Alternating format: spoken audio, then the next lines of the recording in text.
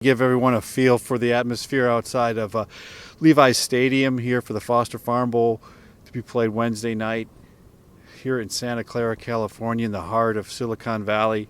A really neat atmosphere, and I'll pan around for you to give you an idea. As you can probably see already, you can see the IU and Utah logos up on the big board, and this is where the 49ers play their games. Pan around here, you can see that we got those logos that I was just talking about in this huge stadium. It's vacant right now, but it's going to be a fun atmosphere, I would imagine. If we can, attendance is not going to be the greatest, as we learned from some of the newspaper coverage of the ticket sales, but it's a terrific atmosphere. You got the mountains in the background here, and then if you turn around, you got basically the heart of Silicon Valley right here. I think that's the Citrix World Headquarters, and I got a lot of sun back that way. But on the other side over here, we're right next to Create America Park, which is one of the big attractions in this area. It's down for the moment, but it's all sorts of roller coaster rides and kind of a cool place to visit if you ever get the chance. Yeah, I was just alluding to, I wanted to bring you some quick highlights. Today's press conference, which was way up in downtown San Francisco today, and that's where the teams are staying. That's where Indiana is staying, 40 plus miles away from this stadium here in Santa Clara, but it is where the 49ers play, and it is a newer stadium and an NFL stadium, so it is going to be high class, going to be a real fun location for the fans that have made the trip here. Things that stood out in the press conference today to me were that this Indiana team is very excited to be here. Utah, I think, really likes to be here, but I didn't sense that the high level of motivation and the glow on the faces that the Indiana players had out here. So, maybe that helps overcome what, I think most people understand is this is a Utah team that might be a little bit more talented. That's why they're a 7-point favorite. They got the best defensive end pass rusher in the country in Hunter Dimick. Indiana does counter with Dan Feeney on the offensive line, maybe the best offensive lineman Indiana's had in its history. But they won't be matched up together, all the time. And one of the things we talked about with Hunter and with Dan today is that they weren't really looking to match up with each other. And Utah runs a pretty base setup. They don't run anything really special to move Hunter around. And the one reason is because the other defensive linemen are really good players. And it would really have a team shoot itself in the foot if you put too much attention on Dimick.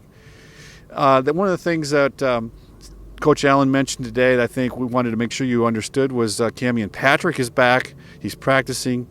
He's one of the more talented Hoosiers that's been beset by injuries going back to the spring when he injured his knee. But he is back practicing and expected to be a part of the offense Wednesday. And then we have not so good news on Brandon Knight, Mike Majed, and some of the other guys banged up on the offensive side. They won't be available, according to Coach Allen.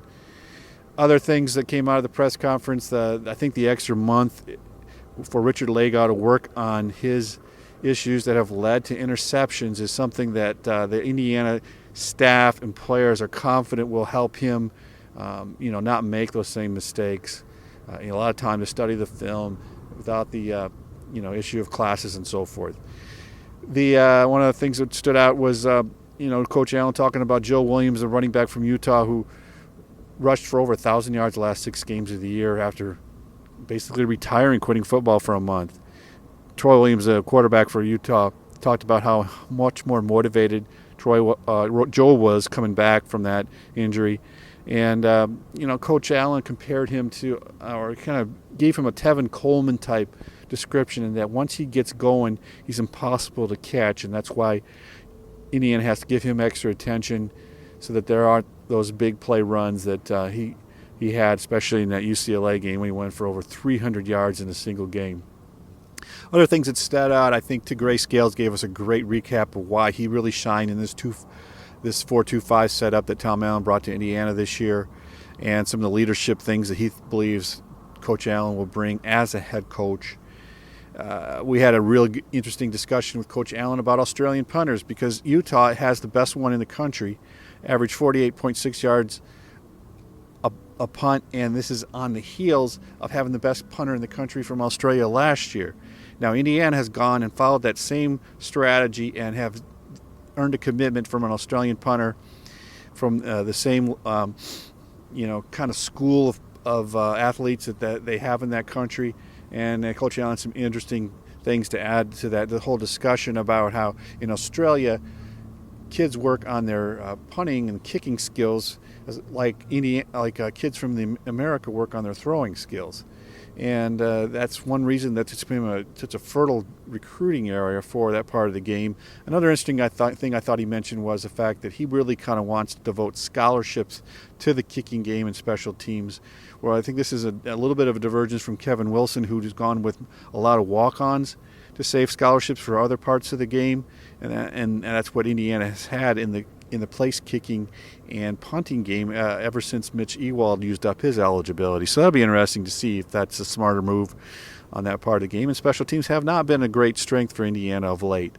We can go on and on about some things, but it should be a fun atmosphere, and I think we'll see if Indiana can get protection against the amazing Utah defensive rush and not force Lego into interception, because that's been the bugaboo of the Hoosier offense this year. Fox Sports has this game. It's at 8:30 on the heels of the Indiana-Nebraska Big Ten basketball opener. So, let your family members know that you've got about 5, maybe 6 hours of a lot of television watching of Indiana sports, and all on a major scale of importance. So, here from Santa Clara in front of Levi Stadium, where Indiana and Utah will meet on it. And soon enough here, Mike Pegram signing off for Peegs.com.